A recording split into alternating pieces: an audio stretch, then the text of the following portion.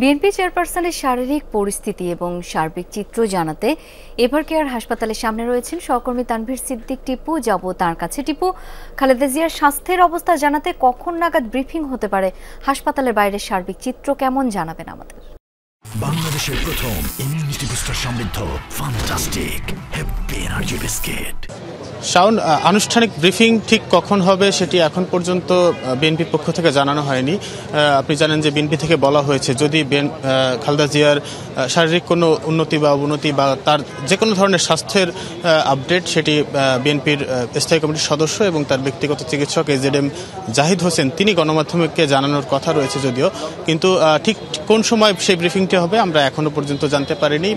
দুপুরে বিএনপির মহাসচিব মির্জা ফখরুল ইসলাম আলমগীর একটা অনুষ্ঠানে তিনি সাংবাদিকদেরকে জানিয়েছেন যে বেগম খালেদা জিয়ার সবশেষ যে শারীরিক অবস্থা সেটি গতকাল রাতে কিছুটা অবনতি হয় এবং সেই কারণেই মূলত মেডিকেল বোর্ডের সিদ্ধান্তে তাকে আজ ভোরে লন্ডনে নিয়ে যাওয়ার কথা থাকলেও সেটি নিয়ে যাওয়া সম্ভব হচ্ছে না। যদি এবং মির্জা ফখরুল ইসলাম আলমগীর এটিও জানিয়েছেন যে যদি তার স্বাস্থ্যের উন্নতি ঘটে এবং মেডিকেল বোর্ডের চিকিৎসকরা সিদ্ধান্ত দেন তাহলে আগামীকাল রোববার তাকে লন্ডনে নিয়ে যাওয়া হবে। এবং এর মধ্যেই কিন্তু বিএনপির যিনি ভারপ্রাপ্ত চেয়ারম্যান রয়েছেন তারেক রহমান, তার স্ত্রী ডাক্তার জুবাইদা রহমান তিনি বাংলাদেশে এসে পৌঁছেছেন, এভারকেয়ারেও এসেছিলেন এবং দুপুর 2টার কিছু পরে তিনি এখান থেকে বের হয়ে যান এবং ধানমন্ডিতে তার মায়ের বাসায় এখন তিনি অবস্থান করছেন।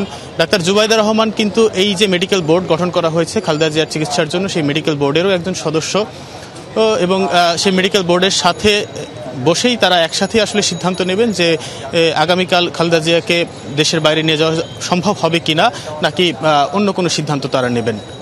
শাওন।